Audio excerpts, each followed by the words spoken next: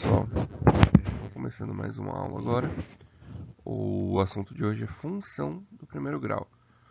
Na verdade, a gente vai estar iniciando o assunto de função, tá bom?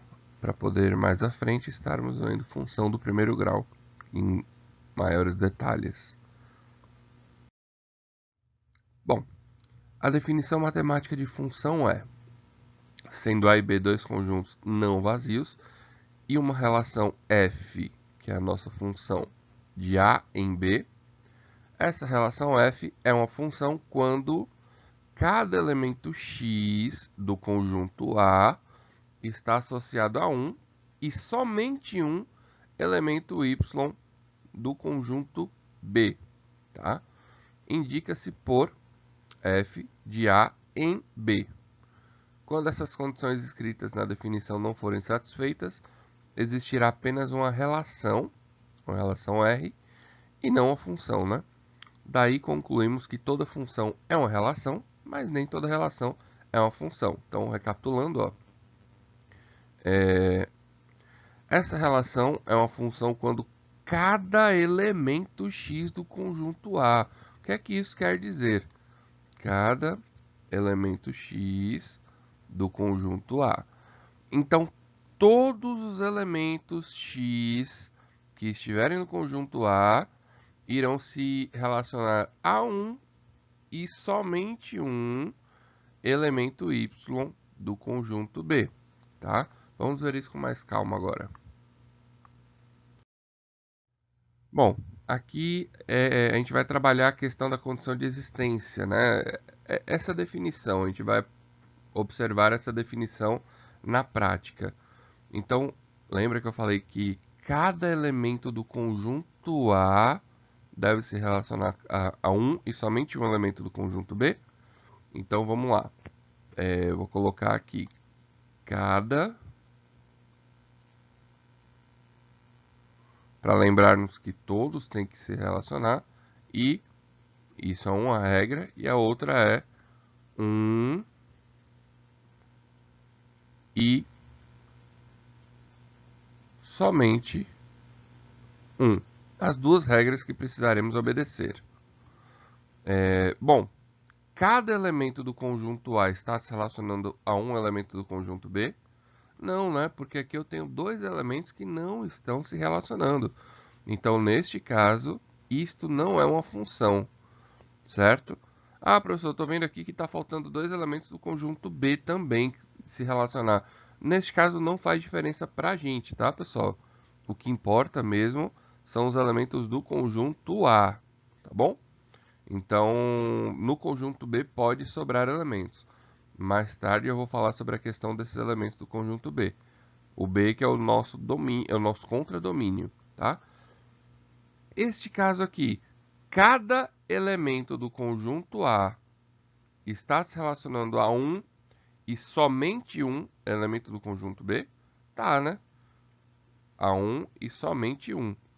Ah, mas eu estou vendo aqui que tem esse 1 e esse 16 que recebem mais de um elemento do conjunto A.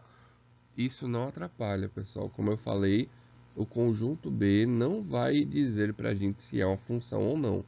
Apenas o conjunto A, que é o conjunto de onde partem os valores de x, tá bom? Então,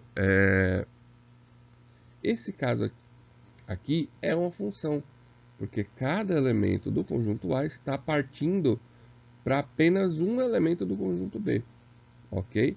Então, este caso é uma equação, uma função, perdão, tá bom? Agora aqui, cada elemento do conjunto A, cada elemento, está se relacionando a um e somente um elemento do conjunto B? Não, né? Aqui a gente tem o zero que está se relacionando a 3. Então, logo, isso daqui não será uma função, tá bom, pessoal?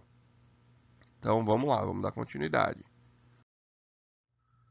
Bom, entramos então na parte do domínio, contradomínio, imagem. O que vem a ser o domínio, contradomínio e imagem? Vamos entender. Dada uma função qualquer, o domínio é formado pelos valores que o x pode assumir.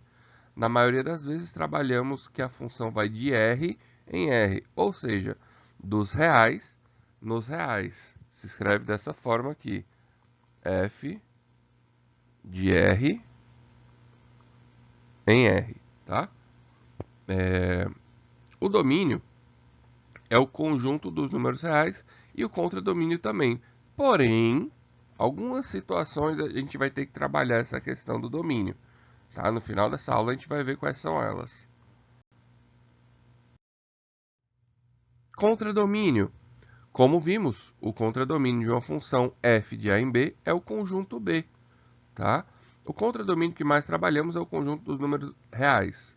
É importante lembrarmos de que no domínio todo elemento tem que ter necessariamente um correspondente no contradomínio. Porém, não há uma restrição para o contradomínio. Então, o contradomínio pode ter elementos sobrando. Como assim, professor? Vamos ver. Imagine o conjunto A aqui e o conjunto B. Eu tenho 3 elementos aqui e 4 aqui, tá? Aí, lembra que o conjunto A, que é o domínio, vou colocar até aqui embaixo. Domínio. E aqui é o contradomínio, conjunto B, tá bom?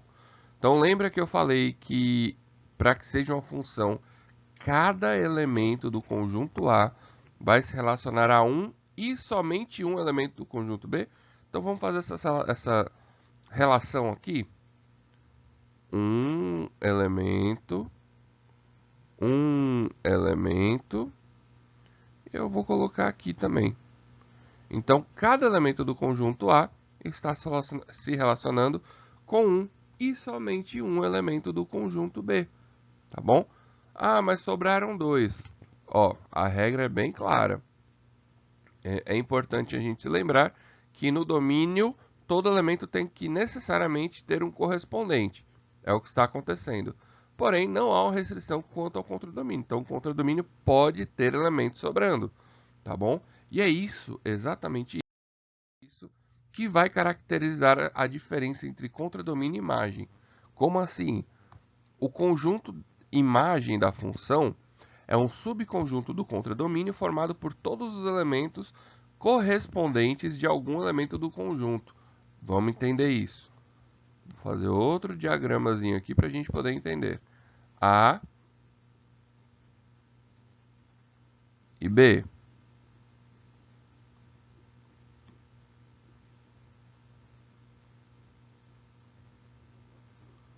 Vamos lá. Lembrando, tá, que este sempre será o domínio. E este outro conjunto todo aqui, com todos esses números, vamos supor que isso aqui sejam números, tá? Não estou escrevendo um número, mas cada pontinho desse vai representar um número que vai ser relacionado ao domínio. O domínio é o conjunto dos números x, tá? Então, vamos lá. Vamos relacionar cada número a um do conjunto B. Então, lembrando que podem se repetir, tá? No conjunto B pode se repetir. Eu não poderia, por exemplo, o mesmo número do A se relacionar a 2 no B, como eu fiz aí. Então, vamos lá. Bom, olha o que aconteceu. Sobraram... Deixa eu tentar escrever números aqui para facilitar.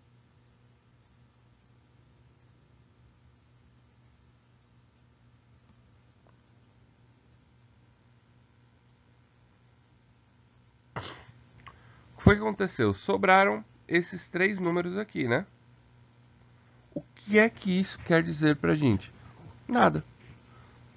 Continua sendo uma função do mesmo jeito, tá bom? Agora, surgiu para a gente o conjunto imagem. Quem é o conjunto imagem? São esses números aqui que estão se relacionando. Então, veja que em alguns casos o conjunto imagem será diferente do contradomínio. Como assim? Quem é o contradomínio nesse caso aí? Contradomínio vou escrever assim, tá? É formado pelos números 1, 2, 3, 4, 5, 6. Ok? Contradomínio são todos os elementos do conjunto B. Poderia representar dessa forma também. Tá? E a imagem? Quem é a imagem? Imagem são os elementos que possuem correspondentes de algum elemento do domínio. Quem são os elementos que possuem algum correspondente do domínio? 1, 2 e 3. Então veja que o conjunto imagem nesse caso é diferente do contradomínio. Poderia muito bem, poderia tranquilamente acontecer isso daqui, ó. O conjunto ser dessa forma e o contradomínio ser igual à imagem. Poderia sem nenhum problema, tá bom? Então, vamos dar continuidade. Bom, existem algumas restrições do domínio, tá? Essas aqui são algumas condições para que exista uma função que tem que ter um domínio, um contradomínio, e tem que ter uma expressão f de x que vai levar elementos do domínio para o contradomínio, certo? Vou colocar um exemplo bem rapidinho sobre essa f de x. Imaginemos que tenhamos o conjunto domínio aqui, o conjunto A, que são os elementos de x, que vão ser levados para o conjunto B através da função f de x, que leva os elementos do domínio até o seu dobro no contradomínio, seu dobro. Então, do outro lado eu vou ter 1, 2, 3, 4. A nossa lei de formação leva os elementos do domínio até o seu dobro. Logo, 1 vem para o 2, né? E o 2 vem para o 4. O dobro de 1 é 2 e o dobro de 2 é 4. Então, ficaria dessa forma. Domínio é o conjunto A, né? Contradomínio são os números de 1 a 4. E a imagem, isso aqui é contradomínio, tá? E a imagem será só 2 e 4, ok? Então, essa questão aqui do y igual a f de x, que vai associar os valores de x em y, é isso. É a questão do dobro que eu usei agora. Detalhe, tá? Eu acabei não falando, mas a imagem são os valores dy, tá, pessoal? São os valores dy. Então, vamos agora entender essa questão das restrições no domínio. Vamos ver o que isso quer dizer. Bom, neste caso aqui, a gente tem que trabalhar a questão do denominador. Por quê? Pessoal, é impossível fazermos quaisquer divisão por zero. É impossível, não existe, tá? Então, se não pode fazer nenhuma divisão por zero, eu tenho que dar um jeito para que esse denominador não seja zero. Qual é o número que esse x aqui não pode assumir para que x menos 1 seja zero?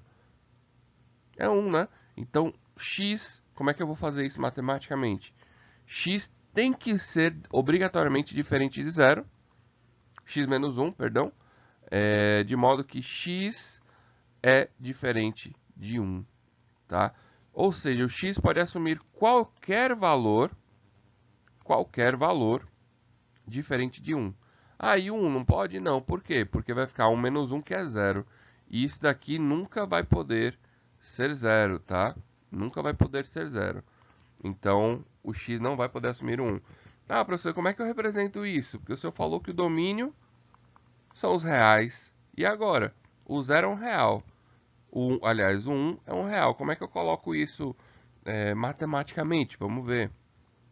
Domínio é igual x pertence aos reais, tal que x é diferente de 1.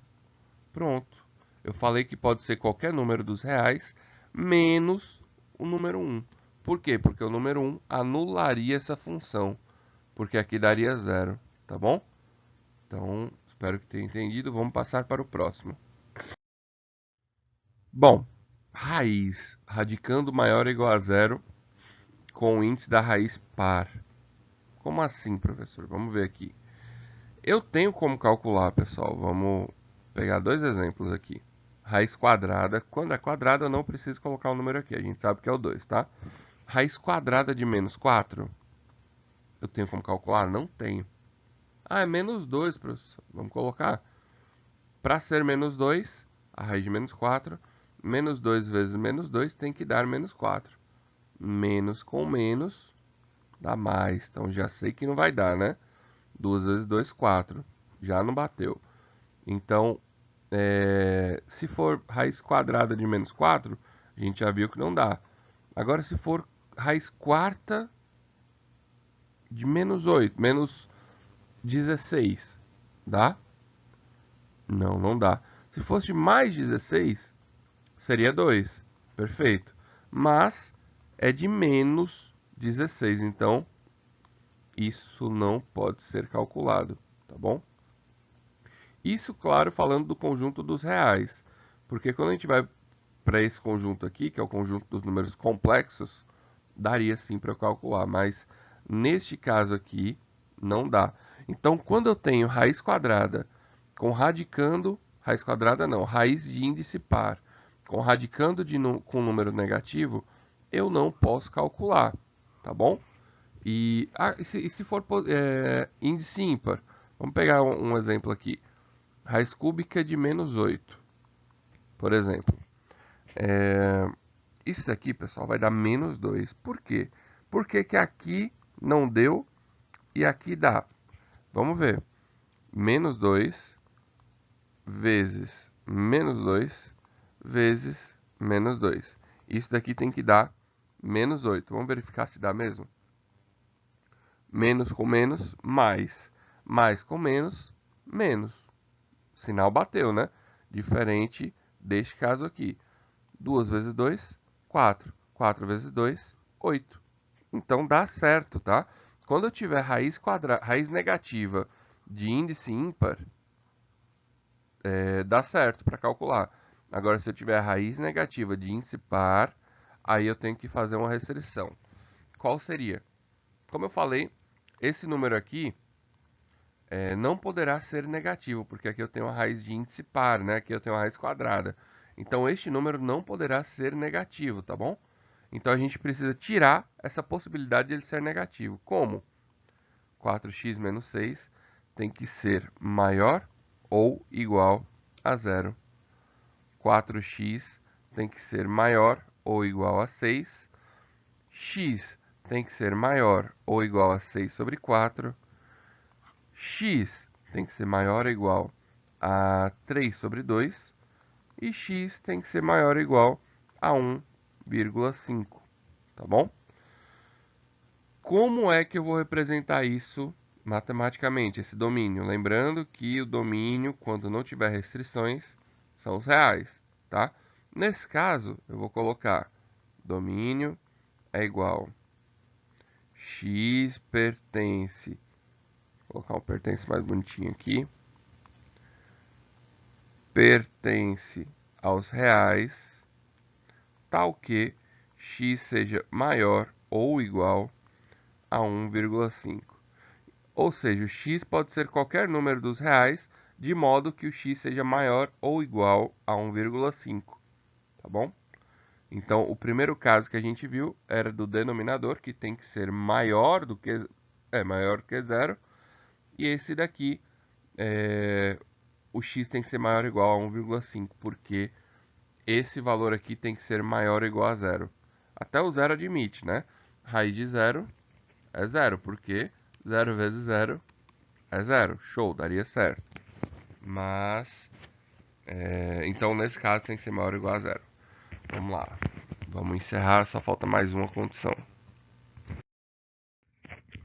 Aqui é a dupla restrição. O que é que isso vai implicar? Vamos lá. Aqui eu tenho até 3 restrições, né? Porque são duas raízes.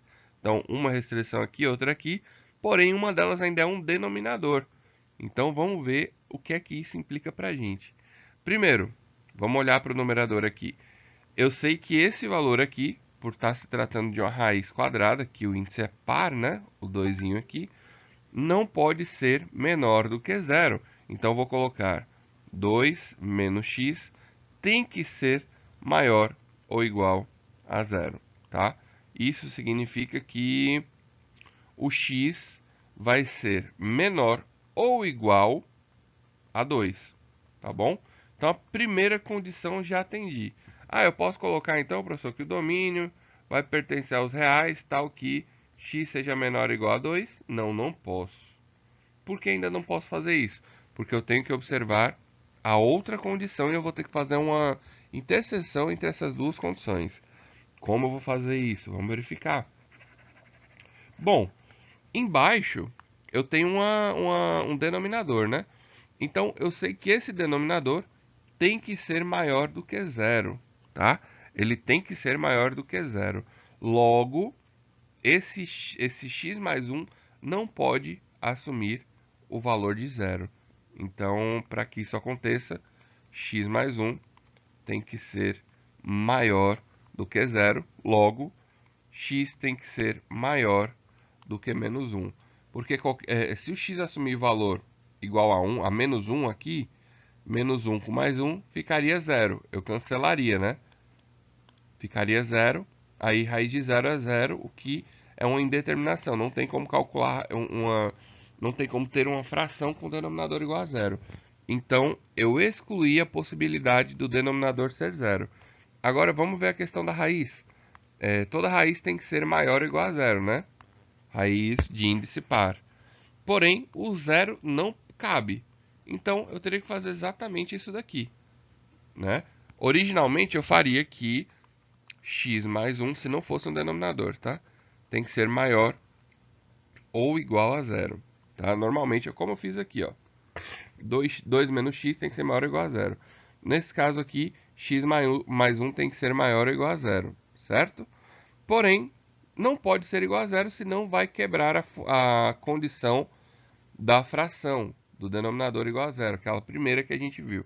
Então, o que é que eu preciso fazer? Só tirar aqui esse igual a zero, deixar só maior, que vai resultar para a gente exatamente nisso daqui, ó, x maior que menos 1. E agora, professor, como é que eu faço o domínio geralzão lá? Então, vamos lá. Eu tenho duas formas. Ou eu vou analisar o seguinte, ó, que o x tem que ser maior do que menos 1 e menor ou igual a 2. Então, posso representar assim, direto. Domínio é igual a x pertence aos reais, tal que x, aliás, que menos 1 é menor do que x e x é menor ou igual a 2. Então, eu escrevi o intervalo onde o x pode pertencer. Como é que eu posso chegar nesse intervalo de outro modo? Vamos chamar essa daqui de A e essa daqui de B. Aí eu vou colocar aqui, ó, A, escrever a reta numérica de A, que é x menor do que menos 2. Aqui é o ponto zero, do que 2. Aqui é o ponto zero, no caso aqui é o ponto zero. E aqui do lado é o 2, tá? O x pode assumir qualquer valor menor ou igual a 2. No caso, bolinha fechada, porque é menor ou igual a 2, certo? E o B